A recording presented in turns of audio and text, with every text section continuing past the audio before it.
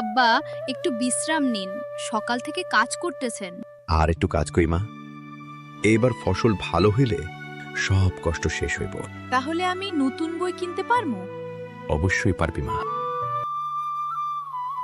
আব্বা, চলেন বাড়ি যাই। এই ধানগুলো আগে ঢাকি মা, না হলে নষ্ট হইয়া যাইব।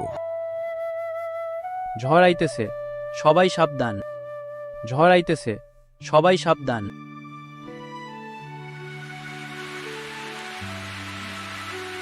জলদি চলো মা।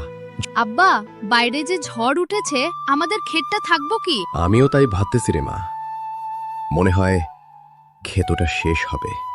জলদি চল রে মা, ক্ষেতটার কি অবস্থা যে হলো।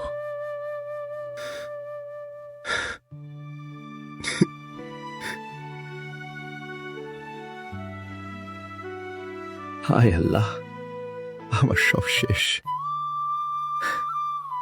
আব্বা, কাঁদবেন না, আল্লাহ ঠিক সাহায্য করবেন। অনেকেরই একই অবস্থা, সবারই ক্ষতি হয়েছে এইবার। আল্লাহ জানে কি যে হবে সবার। এইবার আমরা কিভাবে চলমু? আব্বা, চলেন বাড়ি যাই, আল্লাহ আমাদের জন্য একটা না একটা ব্যবস্থা করবেন।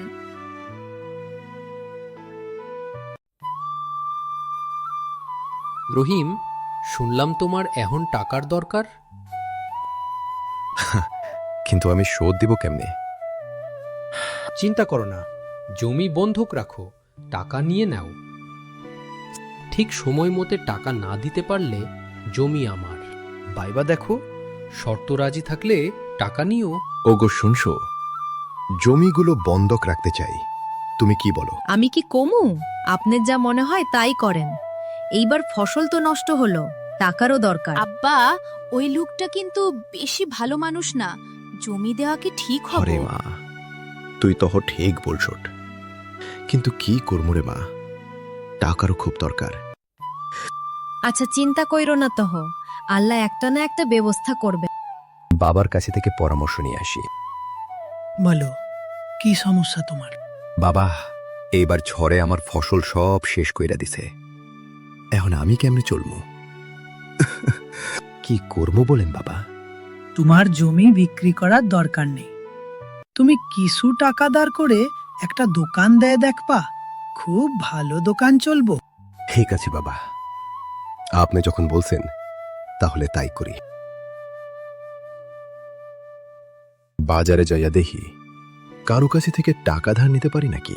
ধার নিয়ে একটি চাহ দোকান দিব।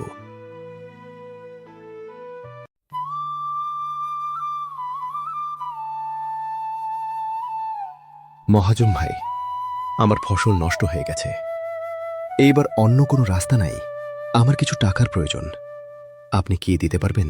হ্যাঁ, এইবার সবার ফসল নষ্ট হয়েছে। ঠিক আছে, তোমাকে কিছু টাকা দিবনি, ওই টাকা নিয়ে একটা দোকান দেও। এই নেও 50,000 টাকা।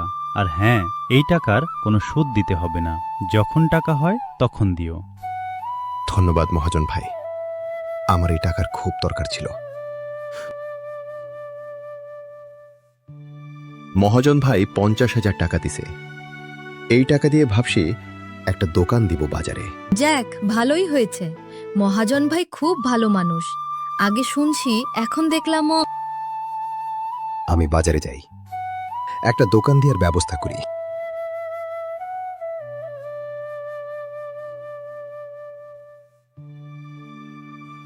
আসেন সবাই আসেন, মাত্র 5 টাকা চা।